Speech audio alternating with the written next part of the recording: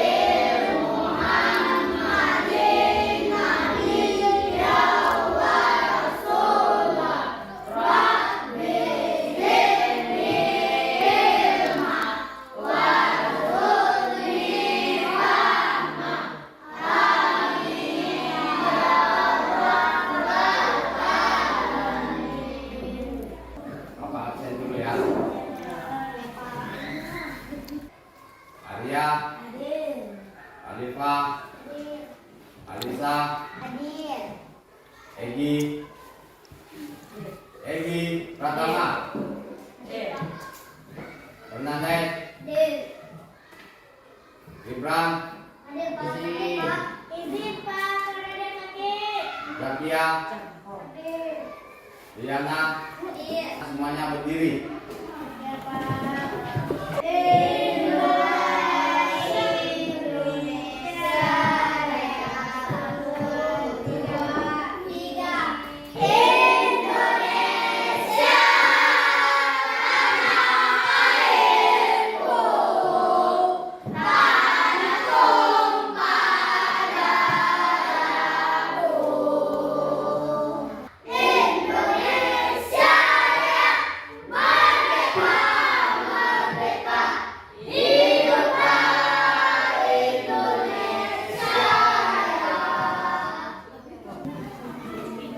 Pembelajarannya kita bersama-sama melihat video tersebut, ya, bagaimana pertumbuhan manusia. Ya, perhatikan semuanya ya. Dan kalian baik-baik saja ya.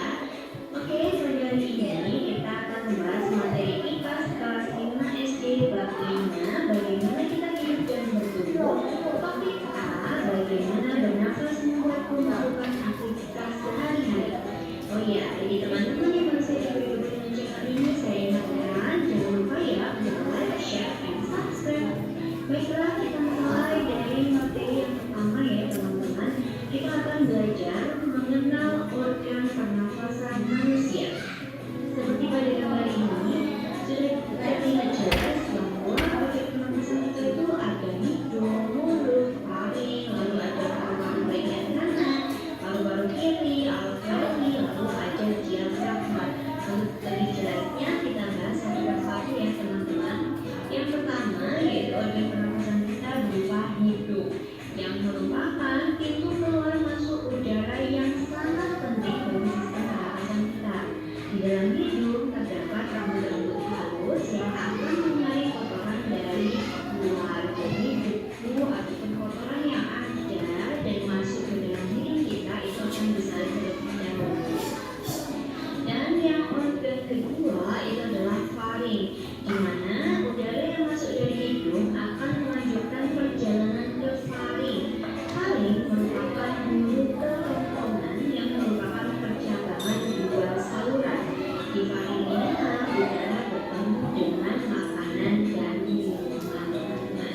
Oke, cukup bisa dipahami ya. Kita lanjutkan ke organ yang ketiga yaitu tenggorokan dan cabang tenggorokan.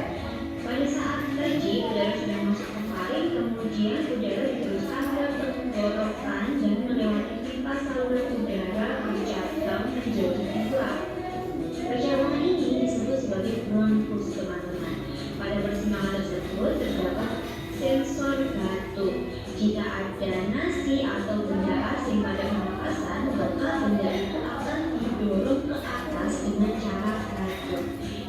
Sebabnya, jika tersedak secara spontan, kalian akan batuk. Hal ini untuk menghindari masuknya benda-benda asing ke dalam paru-paru karena bisa membahayakan kesehatan sistem pernapasan kita. Oke, organ yang keempat yaitu paru-paru. Seperti ini gambar paru-paru kita ya teman-teman. Ada dua, yaitu ya paru-paru kanan dan paru-paru kiri. Semua udara yang kita hirup akan masuk ke dalam paru-paru. Paru-paru terletak di rongga dada tubuh manusia. Manusia memiliki dua paru-paru, yaitu paru-paru bagian kanan dan kiri. Paru-paru terdiri atas satuan kecil yang dinamakan dengan alveolus. Seperti ini gambar alveolus teman-teman, ini terletak di dalam paru-paru kita. Alveolus ini atau alveoli merupakan tempat pertukaran udara antara oksigen dengan karbon dioksida. Oksigen diedarkan ke seluruh tubuh, sementara karbon dioksida dikeluarkan lewat hembusan nafas. Lalu organ yang berikutnya itu ada diafragma teman-teman. Diafragma itu letaknya di bawah paru-paru seperti ini. Nah, antara rongga dada dan rongga perut kita terdapat sekat pembatas berupa otot yang disebut dengan diafragma. Ketika menarik nafas, diafragma akan menekan ke bagian bawah tubuh sehingga paru-paru menghilang dan udara dari luar bisa masuk. Ini seperti ini ya teman-teman. Jadi kalau paru-parunya menyala, maka udaranya bisa masuk ke dalam paru-paru kita. Lalu gambar yang berikutnya ini adalah gambar ketika kita menghembuskan nafas, yaitu ketika kita membuang nafas, diafragma akan melengkung dan menekan ke bagian atas tubuh sehingga udara di dalam paru-paru kita dapat keluar. Itu cara kerja diafragma pada saat kita mengambil nafas ataupun saat kita menghembuskan nafas. Bisa dipahami ya teman-teman? Oke, bagus sekali. Kita lanjutkan ke materi berikutnya, yaitu mekanisme pernapasan manusia. Tahap pertama itu adalah menarik nafas. Saat menarik nafas, otot diafragma mengalami kontraksi dan paru-paru mengembang. Udara masuk melalui hidung menuju paru-paru. Kotoran akan disaring saat melewati hidung, trakea, dan bronkus. Lalu tahap yang kedua yaitu adalah pertukaran oksigen dan karbon dioksida yang terjadi pada paru-paru seperti gambar ini teman-teman. Ini pertukarannya itu terjadi di dalam alveoli atau alveolus ya teman-teman. Di dalam alveoli terjadi pertukaran antara gas oksigen yang didapatkan di luar tubuh dengan gas karbon dioksida yang terdapat di jalan darah. Lalu tahap yang ketiga itu adalah membuang nafas teman-teman. Setelah terjadi pertukaran gas oksigen dan karbon dioksida di dalam alveoli, nafas akan dihembuskan.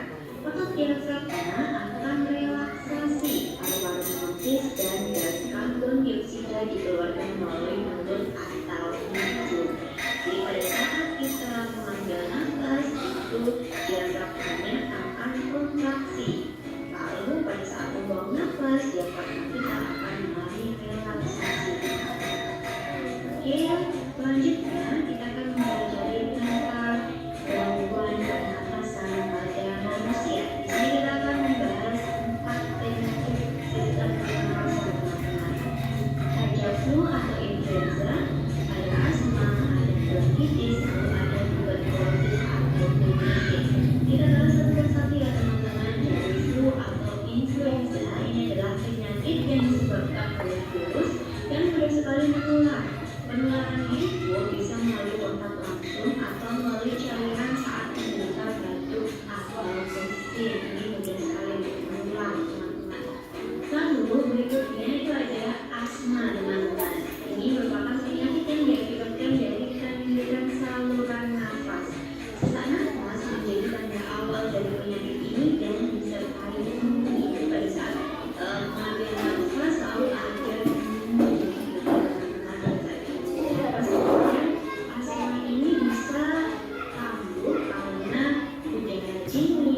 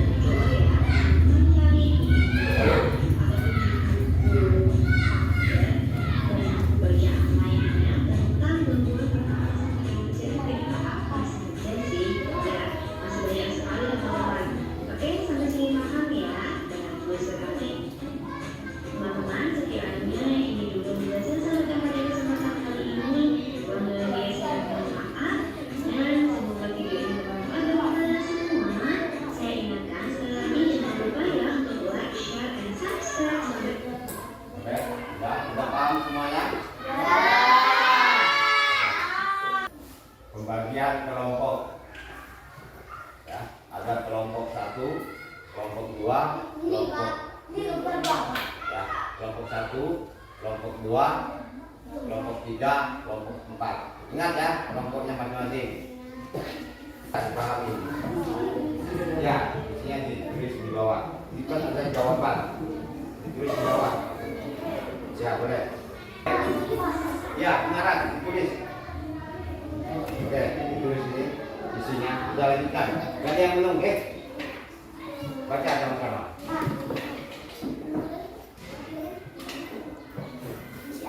Baca sama-sama.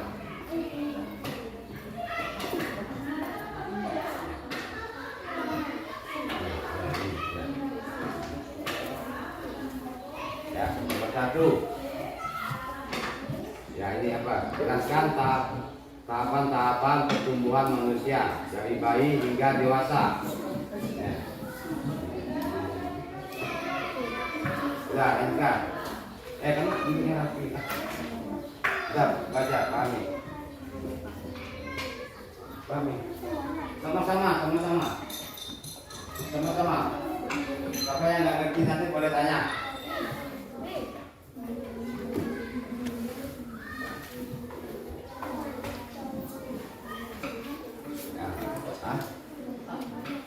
Permisi gubernur.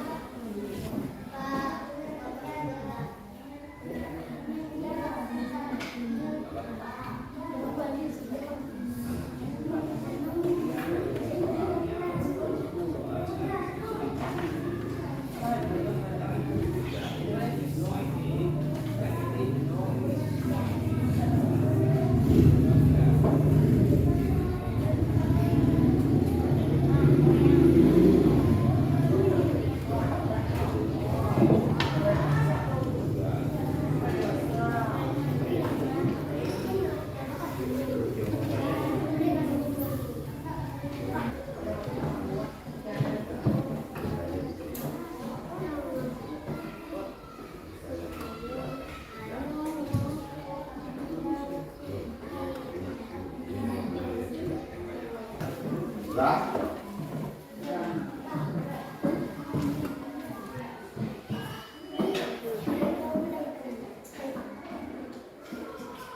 Oke, semuanya perhatikan, bentuknya rapi. Bapak jelaskan kesimpulan. Ada yang dengar? Ada dengar? Duduk di kursinya masing-masing.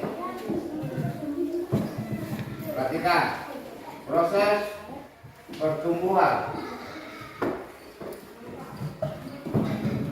Tahapan-tahapan pertumbuhan manusia dari bayi hingga dewasa.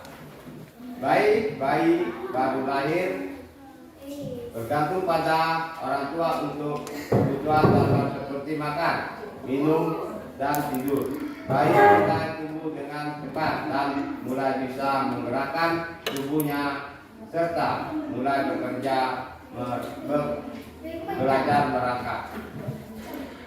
Anak-anak pada tahap ini tubuh anak mulai semakin kuat dan mereka mulai berjalan, berbicara, dan memahami lingkungan di sekitar mereka. Remaja pada masa pubertas tubuh mengalami perubahan fisik yang signifikan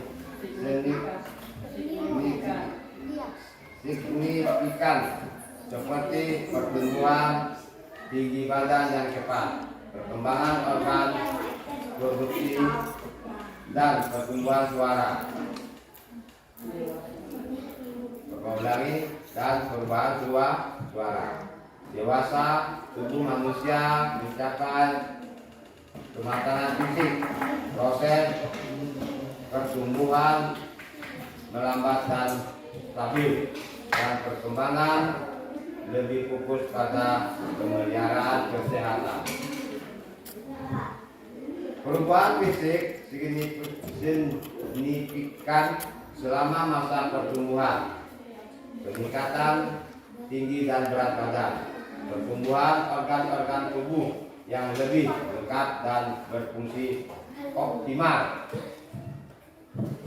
Pertumbuhan fisik pada masa pubertas seperti pertumbuhan rambut di beberapa area tubuh, perubahan suara dan perkembangan organ reproduksi. Bagian 2, faktor-faktor yang mempengaruhi pertumbuhan. 3 faktor yang mempengaruhi pertumbuhan manusia. Apa aja? Ada gizi, kebersihan, aktivitas fisik. Kontribusi masing-masing faktor terhadap pertumbuhan. Gizi, asupan makanan yang sehat dan bergizi memberikan energi dan nutrisi yang dibutuhkan tubuh untuk tumbuh dan memperbaiki sel-sel tubuh. Kebersihan, menjaga kebersihan tubuh membantu mencegah penyakit dan infeksi yang bisa menghambat bertumbuh. Aktivitas fisik, olahraga dan aktivitas fisik membantu memperkuat otot dan tulang serta meningkatkan kesehatan jantung dan paru-paru. Selanjutnya yang terakhir, pentingnya menjaga kesehatan. Mengapa penting untuk menjaga kesehatan selama masa pertumbuhan? Menjaga kesehatan membantu tubuh mendapatkan nutrisi dan energi yang diperlukan untuk tubuh secara optimal. Kesehatan yang baik juga penting untuk mencegah penyakit yang bisa menghambat pertumbuhan dan perkembangan. Apa yang dapat kita lakukan untuk menjaga kesehatan tubuh? Makan bergizi seimbang, minum air yang cukup, tidur yang cukup, menjaga kebersihan tubuh dan rutin melakukan olahraga. Selanjutnya kesimpulan.